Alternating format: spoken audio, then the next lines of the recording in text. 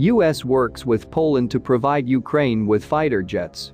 Kyiv ratchets up pressure on West to bolster its air force so it can repel Russian airstrikes.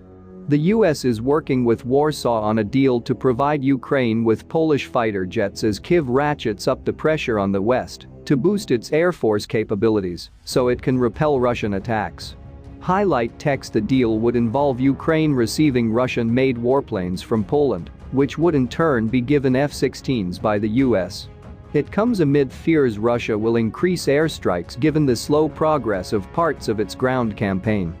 The White House said it was negotiating with Poland and consulting other NATO allies, but there were a number of challenging practical questions, including how the planes could actually be transferred from Poland to Ukraine. We are also working on the capabilities we could provide to backfill Poland if it decided to transfer planes to Ukraine, the White House said. Highlight text: on Sunday, U.S. Secretary of State Antony Blinken said the U.S. was looking very actively at supplying military aircraft to Poland should Warsaw choose to send its own to Ukraine. Ukrainian President Volodymyr Zelensky has asked the U.S. to give Poland and other Eastern European allies F-16 fighter jets, enabling those countries to then send Russian-made warplanes to Ukraine. Highlight text: we are looking actively now at the question of airplanes that Poland may provide to Ukraine and looking at how we might be able to backfill should Poland decide to supply those planes, Blinken said during a visit to Moldova. I can't speak to a timeline, but I can just say we're looking at it very actively. A Polish official said, Poland is not in a state of war with Russia, but it is not an impartial country because it supports Ukraine as the victim of aggression. It considers, however, that all military matters must be a decision of NATO as a whole.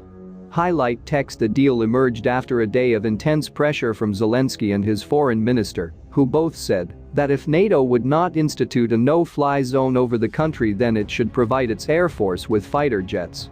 Ukrainian pilots need Russian-made aircraft because those are the systems they have been trained to fly. In a call with almost 300 US lawmakers at the weekend, Zelensky said Ukraine badly needed more aircraft, particularly after NATO decided against creating a no-fly zone because it would risk a broader conflict with Russia, according to people familiar with the call. Washington is working to provide more support to Ukraine and this week sent anti-aircraft Stinger missiles, the same weapons that the US provided to the Mujahideen to repel the Russian invasion of Afghanistan. Highlight text: the White House said President Joe Biden spoke to Zelensky on Saturday evening and noted that the U.S. was increasing security, humanitarian and economic assistance to Ukraine and is working closely with Congress to secure additional funding. A U.S. lawmaker said Zelensky had expressed appreciation for the Stingers but said they were insufficient because they were not able to fly high enough to take out some Russian aircraft. Highlight text: the US and allies have supplied a range of weapons to Ukraine. But they are worried President Vladimir Putin would view the provision of warplanes as an escalation, which he might interpret as NATO entering the conflict against Russia.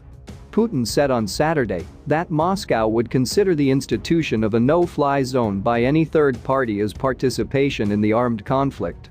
Polish President Andrzej Duda has previously said sending planes would be tantamount to interfering in the conflict. On Sunday, Russia's defense ministry warned countries neighboring Ukraine against allowing their air bases to be used by Kyiv's air force and said Russia would now target its airstrikes against defense industry plants in Ukraine.